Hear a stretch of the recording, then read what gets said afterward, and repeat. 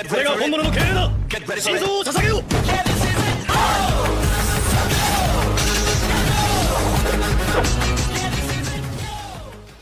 Episode के start में को बहुत ही गुस्सा होता है, जिसके कारण उसका बॉडी टूटने लगता है। यह देखकर किरारा और सेकी उसे यहाँ से जाने को कहते हैं, उसके बॉडी के इलाज के लिए। यह सुनकर कू वहाँ से जाने जाता है। इधर यह देखकर बरूटो और सारदा भी कू के पीछे जाने लगते हैं उसे रोकने के लिए, पर तभी उसके सामने किरारा आ जाती है। इधर मित्सुकी बोलता है, सेकी मेरी बात सुनो, इन सब की कोई जरूरत नहीं है। मैं तुम्हें यहाँ पर बचाने आया था, तुम्हारी मदद करने आया था। अपना बकवास बंद करो। मैंने सुचिकागो को भी आजाद कर दिया है, अब कू का गेम खत्म हो चुका है। मैंने कहा अपना मुंह बंद रखो मित्सुकी, तुमने हम सबको धोखा दिया, तुमने हमें झूठ बोला। मैंने तुम्हें अपना दोस्त माना था। तुम मेरे अब भी दोस्त हो सेकी, और मैंने तुम लोगों से झूठ नहीं बोला। मैं यहाँ तुम लोगों की मदद करने के लिए आया था। अच्छा ये बात है, तो अपना हाथ मुझे दो और साबित करो। यह कहकर वो मित्सुकी के ऊपर एक जानलेवा हमला करता है और वहाँ पर एक जोरदार ब्लास्ट होता है। मैं तुम्हें इतनी आसानी से नहीं छोड़ूंगा मित्सुकी। इधर दूसरी ओर बरूटो और सारदा को बहुत सारे हाकुटा घेर लेते हैं। तभी सारदा किरारा को एक ऐसी बात कहती है जिसके कारण किरारा बहुत जोर से गुस्सा हो जाती है और वो गुस्से के मारे अपना मेन हथियार निकालती है, जो कि एक बहुत बड़ा आकुटा होता है। और तभी वो उसे ऑर्डर देती है उन्हें खत्म करने के लिए। यह सुनकर वो आकुटा उन्हें मारने के लिए जमीन पर कूद पड़ता है। यह देखकर बरूटो बहुत ही घबरा रहा होता है, पर तभी अचानक उसके अंदर से एक आवाज आता है, क्या तुम्हें मेरी मदद चाहिए लड़के?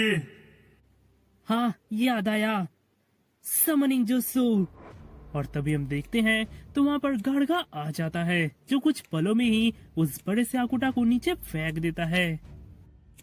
हे गार्गा, तुम्हारा शुक्रिया मुझे बचाने के लिए। अपना बकवास बंद करो, तुम्हें बचाने के लिए यहाँ पर कौन आया है? मैं तो यहाँ पर बस कसरत करने के लिए आया हूँ। यह कहकर वो दोबारा से उस आकुटा को एक झूठका मारता है। हे लड़के, मैंने तुम्हारे और उस लड़के के बॉन्डिंग को देखकर एक चीज दोबारा से डिसाइड किया है कि मैं एक बार और इंसानों को चांस दूंगा, उन पर भरोसा करूंगा, और ये काम मैं तुम्हारे से स्टार्ट करने वाला हूँ, इसलिए मुझे धोखा मत देना। यह कहकर वो उसे मारने जाता है, पर इस बार वो आकुटा उसे उठाकर बहुत दूर पटक देता है, जिसके कारण गार्गा थोड़ा जख्मी हो जाता है। इधर किरारा इस बात का मजा ले रही होती है, पर तभी उसके पीछे से सारदा उसे खत्म करने जाती है, पर तभी वो सारदा को अपने गेंजिसु में डालकर उसे खत्म कर देती है। पर तभी हम देखते हैं तो वो सारदा का एक इल्यूशन होता है। इधर रियल सारदा उसके ऊपर लाइटिंग स्टाइल यूज करता है और किरारा उसमें काफी जख्मी हो जाती है। क्यों, आखिर क्यों? मैं इंसान से कैसे हार गया? ये बिल्कुल भी खूबसूरत नहीं है। हे आकुटा, आखिर तुम वहाँ पर कर क्या रहे हो? जल्दी मुझे यहाँ पर बचाओ। यह सुनकर वो आकुटा गार्गा से लड़ाई छोड़कर उसे बचाने के लिए आने लगता है। यह देखकर गार्गा उसे बहुत जोर से जकड़ लेता है और उसे कुछ पलों में ही धूल बना देता है, और इसी के साथ किरारा का खेल वहीं पर खत्म हो जाता है। इधर दूसरी ओर सेकी बहुत सारा क्ले बम मित्सुकी के ऊपर मार रहा होता है। मित्सुकी, तुमने हमारे साथ बहुत ही गलत किया है। लॉर्ड कू ने तुम्हारे ऊपर विश्वास किया था, तुम्हें हमारा दोस्त माना था, और तुमने हमारे साथ ही गद्दारी की। तुमने हमें टॉय समझा और हमारे साथ खिलवाड़ किया है। नहीं, मैं तुम्हें टॉय नहीं समझता हूँ, इसलिए तो मैंने उस वक्त तुम्हें बचाया था। मैं यहाँ पर इसलिए आया था कि मैं तुम्हारे इरादे जान पाऊँ कि तुम इंसान के दोस्त हो या दुश्मन। हम इंसान के दोस्त हैं, इसलिए तो हमें बनाया गया था, इंसान को बचाने के लिए, इंसानियत को जिंदा रखने के लिए। नहीं, कू जिस रास्ते पर चढ़ रहा था तुम आगे जाकर इंसान के दुश्मन बन जाते। क्या कहा? अपना बकवास बंद करो, लॉर्ड कू ऐसा कभी नहीं करते। मिस्की, भागना बंद करो और मेरा सामना करो। मेरे पास तुम्हारे साथ लड़ने का कोई रीजन नहीं है। ओ, ये बात है, तो मैं तुम्हें एक रीजन देता हूँ। अगर तुमने मेरे साथ लड़ाई नहीं की तो मैं बरूटो को खत्म कर दूंगा, तुम्हारे सन को खत्म कर दूंगा। यह सुनकर मित्सुई के पास और कोई रास्ता नहीं बचता और वो बेबस होकर उसके साथ लड़ाई करने लगता है।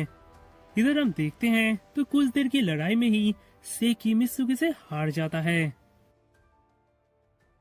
उसके बाद हमें ओनिकी की ओर दिखाया जाता है, जहाँ पर वे उस साकुरा को खत्म करके वहाँ से भाग रहे होते हैं। तभी उनके सामने सेकाई आ जाता है और उन्हें उठाकर एक सेफ जगह ले जाने जाता है। पर तभी वे सेकाई से बोलते हैं कि वे अभी सेफ जगह नहीं जा सकते, क्योंकि उन्हें एक बहुत बड़ा काम खत्म करना है और इसके लिए उन्हें सेकाई की मदद चाहिए। इधर दूसरी ओर को लैब में जाता है अपने बॉडी को ठीक करने के लिए और तभी उसका नजर उस डॉक्टर के ऊपर जाता है, जिसे वो जल्दी से आजाद कर देता है। हे डॉक्टर, जल्दी से मुझे ठीक करो और मुझे एक हार्ट दो।